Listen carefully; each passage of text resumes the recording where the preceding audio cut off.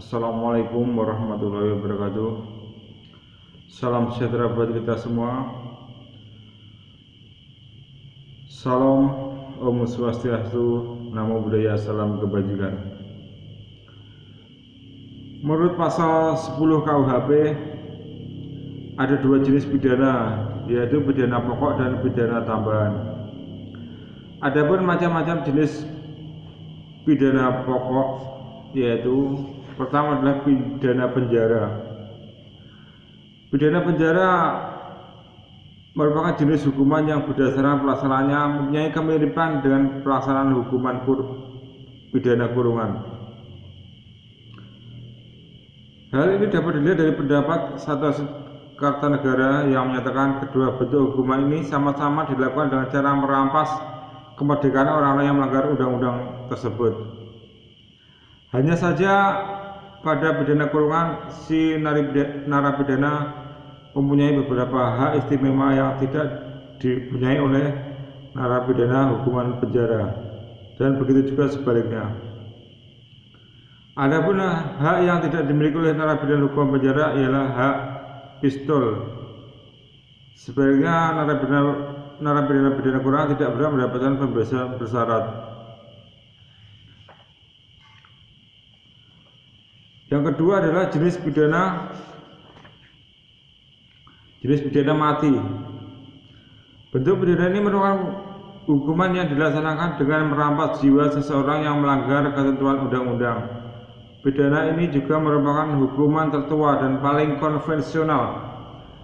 Jadi sejak zaman dahulu, zaman kerajaan, hukuman mati ini memang sudah ada. Hukuman yang paling tertua dan paling kontroversial dari berbagai bentuk pidana lainnya. Tujuan diadakannya pidana mati adalah supaya masyarakat memperhatikan bahwa pemerintah tidak menghendaki adanya gangguan terhadap ketenteraman yang sangat ditakuti oleh umum. Jadi negara ini tidak menghendaki, atau pemerintah tidak menghendaki adanya gangguan terhadap ketenteraman masyarakat yang sangat ditakuti oleh rakyat pada umumnya. Berdasarkan sejarah, pidana mati bukanlah bentuk hukuman yang relatif baru di Indonesia. Pidana ini telah dikenal sejak zaman kerajaan-kerajaan. Hal ini dibuktikan dengan memperhatikan jenis-jenis pidana menurut hukum adat ataupun hukum para raja dahulu, seperti mencuri dihukum potong tangannya. Pidana yang kedua, pidana mati dilakukan dengan jalan memotong-motong daging dari badan sayap, kepala ditumbuk, dipenggal, dan kemudian kepalanya disusuk dengan gantar dan sebagainya. Dulu yang terkenal adalah Ratu Sima. Ratu Sima terkenal dengan hukuman potong tangannya, termasuk adik kandungnya sendiri pun dipotong tangannya karena mencuri.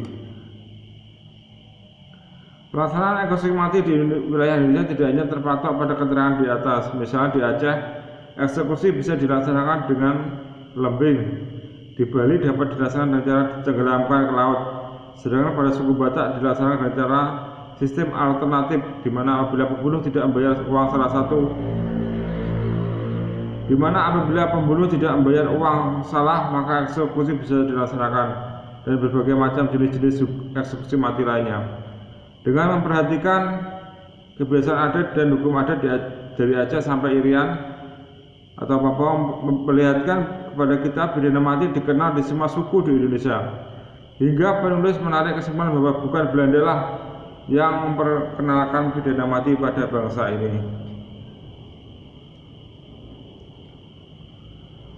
Kemudian selanjutnya, pro kontra pidana mati di Indonesia. Pidana mati merupakan bentuk hukuman yang sejak ratusan tahun lalu telah menuai pro dan kontra. Jadi ada yang setuju, ada juga yang tidak setuju. Pro dan kontra tersebut tidak hanya terjadi di Indonesia, namun di hampir di seluruh negara yang ada di dunia ini ada pro dan kontra terhadap hukuman pidana mati. Setiap ahli hukum, aktivis hak asasi manusia dan lain sebagainya selalu menyandarkan pendapat pro dan kontra pada lembaga pidana mati dengan alasan yang logis dan rasional. Kecenderungan para ahli yang setuju pidana mati tetap dipertahankan eksistensinya atau keberadaannya umumnya didasarkan pada alasan konvensional, yaitu kebutuhan pidana mati sangat dibutuhkan guna menghilangkan orang-orang yang dianggap membahayakan kepentingan umum atau negara dan dirasa tidak dapat diperbaiki lagi. Sedangkan mereka yang kontra terhadap pidana mati lazimnya menjadikan alasan pidana mati bertentangan dengan hak asasi manusia dan bentuk pidana yang tidak dapat lagi diperbaiki apabila setelah eksekusi dilakukan ditemukan kesalahan atau atas vonis yang dijatuhkan hakim. Selanjutnya penulis akan menguraikan berbagai alasan dari dan para ahli yang pro, mendukung maupun kontra terhadap pidana mati serta pandangan penulis mengenai eksistensi lembaga pidana mati. Adapun beberapa ahli maupun tokoh yang mendukung eksistensi pidana mati adalah Jonckers, Lombroso, Garofalo, Herschelvinck Schuringer, Van Hantum, Bardelnawawi, Omar Sunaji, dan TB Simatupang. Jonckers mendukung pidana mati dengan pendapatnya bahwa alasan pidana tidak dapat ditarik kembali apabila sudah dilaksanakan. Bukanlah alasan yang dapat diterima untuk menyatakan pidana mati tak dapat diterima, sebab di pengadilan putusan hakim biasanya didasarkan alasan-alasan yang benar. Selanjutnya Lombroso dan Garofalo berpendapat bahwa pidana mati itu adalah alat yang mutlak yang harus ada pada masyarakat untuk melenyapkan individu yang tidak mungkin dapat diperbaiki lagi.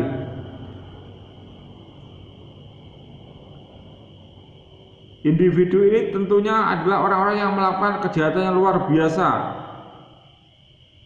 biasa serius, atau yang disebut dengan extraordinary crime.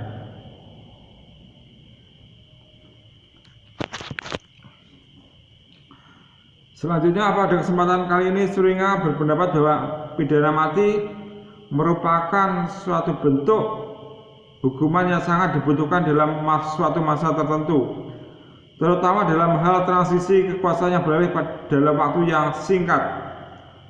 Penulis berargumen seperti ini didasarkan pendapat Schuringer yang menyatakan bahwa pidana mati adalah suatu alat pembersih radikal yang pada setiap masa revolusioner kita cepat dapat mempergunakannya. Salah satu pakar hukum pidana dan tokoh pembaruan tokoh pidana nasional, Bardelnawawi Arif, secara implisit dalam sebuah bukunya menyatakan bahwa pidana mati masih perlu dipertahankan dalam konteks pembaruan KUHP nasional.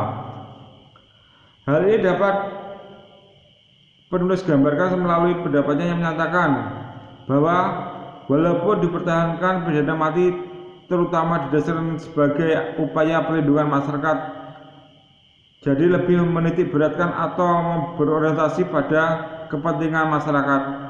Namun dalam penerapannya diharapkan bersifat selektif, hati-hati dan berorientasi juga pada perlindungan atau kepentingan individu. Hal yang disampaikan Barda ini hampir senada dengan hal yang pernah disampaikan oleh seorang jenderal purnawirawan dan tokoh gereja di Indonesia. Pada dasarnya sepakat apabila lembaga pidana mati dihapuskan keberadaannya di Indonesia. Namun dengan pertimbangan lain, ia juga secara tegas menyatakan pidana mati masih harus dipertahankan karena hukuman tersebut adalah alat untuk menjaga ketentraman masyarakat. Hukuman mati harus dibicarakan dari segi kepentingan masyarakat. Pendapat Hamzah dan Sumangelibu. Selanjutnya pidana kurungan. Pidana kurungan dilaksanakan di penjara, tetapi lebih bebas. Ada hak pistole, yaitu tersedia fasilitas yang lebih dari terpidana penjara.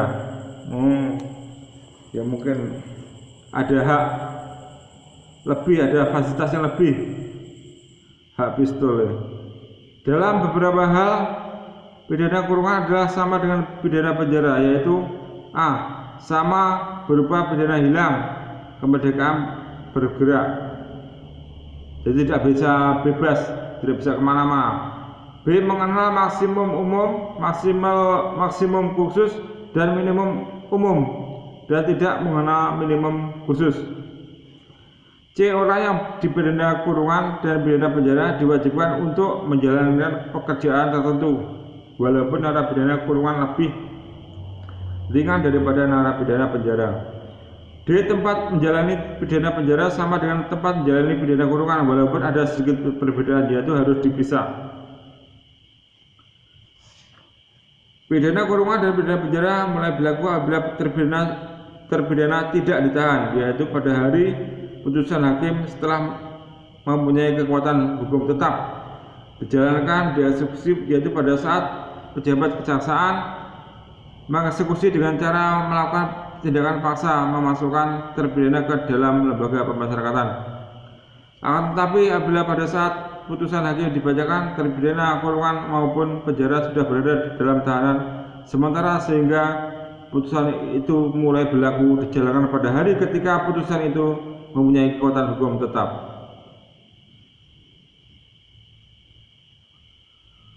Sekarang pidana tutupan. Pidana tutupan yang dijatuhkan oleh hakim dengan mempertimbangkan bahwa perbuatan yang dilakukan didasari oleh suatu motivasi yang patut dihormati atau dihargai. Untuk hukuman ini terdapat satu jurisprudensi di Yogyakarta. Pidana tutupan ini ditambahkan ke dalam pasal 10 KUHP melalui Undang-Undang Nomor 20/1946 yang maksudnya sebagaimana tertuang dalam pasal 2 ayat 1 yang menyatakan bahwa dalam mengadili orang yang melakukan kejahatan yang diancam dengan pidana penjara karena terdorong oleh maksud yang patut dihormati, hakim boleh menjatuhkan pidana tutupan. Pada ayat 2 dinyatakan bahwa pidana tutupan tidak dijatuhkan apabila perbuatan yang merupakan kejahatan itu, cara melakukan perbuatan atau akibat dari perbuatan itu, sehingga hakim berpendapat bahwa pidana penjara lebih tepat. Tempat dan menjalani pidana tutupan serta segala sesuatu yang perlu untuk melaksanakan diatur lebih lanjut dalam PP Nomor 8 Tahun 1948